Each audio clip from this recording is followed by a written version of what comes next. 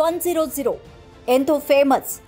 ఆపదలో ఉన్నామని ఒక్క కాల్ చేస్తే చాలు పోలీసులు కుయ్ కుయ్యమంటూ వాహనాల్లో వచ్చి వాలిపోతారు. ఎలాంటి ప్రమాదం నుంచైనా రక్షిస్తారనే నమ్మకం.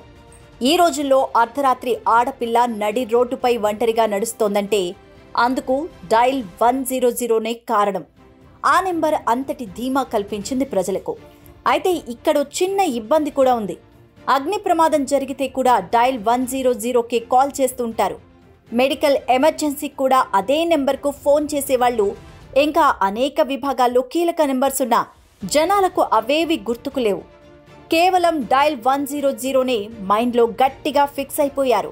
అలాంటి ప్రాబ్లమ్స్ను పరిష్కరించడానికి కేంద్రం సరికొత్తగా డయల్ 112 తీసుకొచ్చింది. ఒకే నెంబర్తో అన్ని రకాల ఎమర్జెన్సీ సేవలు అందుబాటులోకి తెచ్చింది. ఆ విధానాన్ని లేటెస్ట్గా తెలంగాణ సర్కార్ కూడా అందిపుచ్చుకుంది. ఇకపై ఎలాంటి అత్యవసర పరిస్థితి వచ్చినా 112కు ఫోన్ చేయాలి. అందుకే ఈ కొత్త నెంబర్ బాగా గుర్తుపెట్టుకోండి. తెలంగాణలో ఇకపై ఎమర్జెన్సీ నెంబర్ మారింది. ఇప్పటి వరకు అత్యవసర సేవల కోసం డయల్ 100 ఉండేది.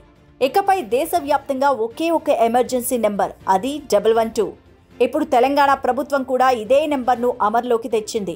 ఇన్నాళ్లు తెలంగాణలో పోలీసుల హెల్ప్ లైన్ కోసం 100, ఫైర్ డిపార్ట్మెంట్కు 101, మెడికల్ అర్జెన్సీకి 108, చైల్డ్ కేర్కు 1098 ఇలా పలు విభాగాలకు చెందిన వేర్వేరు అత్యవసర నెంబర్స్ ఉండేవి. ఇకపై ఇలాంటి అన్ని సేవల కోసం 112 నెంబర్కు డయల్ చేస్తే సరిపోతుంది.